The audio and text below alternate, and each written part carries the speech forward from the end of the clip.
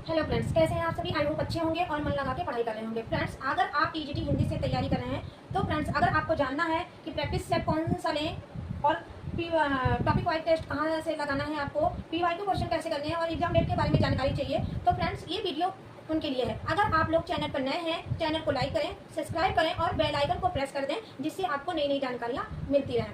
तो फ्रेंड्स, आप अगर टीजीटी पीजीटी हिंदी से तैयारी कर रहे हैं, आपको प्रैक्टिस सेट के बारे में जानना है, तो फ्रेंड्स प्रैक्टिस सेट कौन सा लें। पहली बात तो आप जिस बुक से पढ़ रहे हैं, जैसे आप सरस्वती पांडे की बुक से पढ़ रहे हैं या रामचंद्र शुक्ल की बुक पढ़ रहे हैं, अगर बुक के बारे में जानकारी चाहिए तो फ्रेंड्स मैंने बुक के बारे में एक वीडियो बनाई है, आप जाके वहाँ से देख सकते हैं। और प्रैक्टिस सेट के बारे में बात करते हैं। अगर आपने जिस भी बुक से पढ़ा है, आप उसको हाईलाइट करके रखा कीजिए कि जब आप दोबारा रिवाइज करें तो वो चीज़ें आपको मेन पढ़े रहें, दोबारा से पूरा पढ़ने की ज़रूरत ना पड़े। तो फ्रेंड्स, और प्रैक्टिस सेट आप मार्केट में भी सेट भी ले सकते हैं, यूथ का भी आता है और घटना चक्र का भी आता है। आपको जो सही लगे आप उससे प्रैक्टिस सेट जरूर लगाइए। आप ये नहीं प्रैक्टिस सेट कौन सा ले, इसके बारे में हमको जानकारी मिल गई।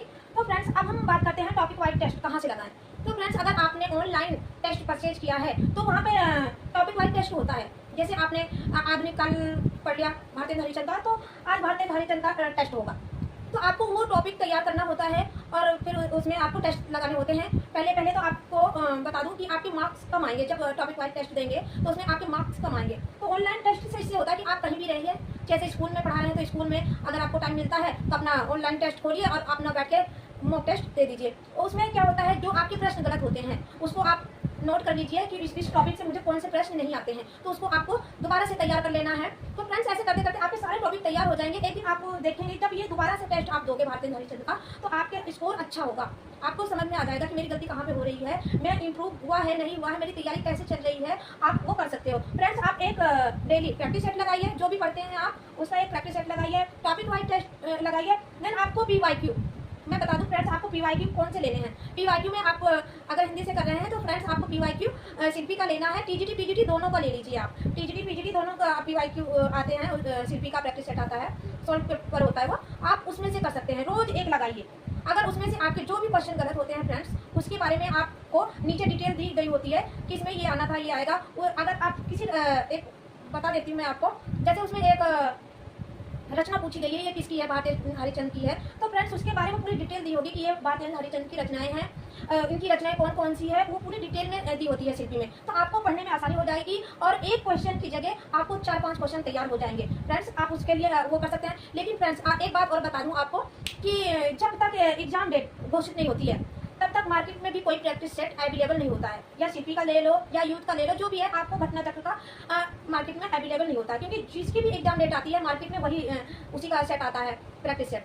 तो फ्रेंड्स, अगर आपको लगता है, अगर आपको नहीं मिल रहा है तो आप कमेंट बॉक्स में कमेंट कीजिएगा, मैं आपको प्रैक्टिस करवाऊंगी टॉपिक वाइज। अगर करना चाहते हैं तो आप हमें कमेंट में बता सकते हैं, तो मैं आपको टॉपिक वाइज टेस्ट करवा सकती हूँ हिंदी की, क्योंकि मैं भी टीजीटी हिंदी से तैयारी कर रही हूँ। फ्रेंड्स, मैंने भी टीजीटी पीजीटी 2022 का फॉर्म भरा है। 2 साल हो गए मुझे इस चीज़ को करते करते। अब मेरा हौसला बढ़ गया कि हाँ मैं कर सकती हूँ। तो फ्रेंड्स, आपको भी करवा दूंगी, साथ ही साथ आपका भी होता रहेगा और साथ ही साथ मेरा भी रिवीजन होता रहेगा। फ्रेंड्स, और बात करते हैं टीजीटी पीजीटी एग्जाम डेट के बारे में। तो फ्रेंड्स, अभी कोई डेट अनाउंस नहीं हुई है।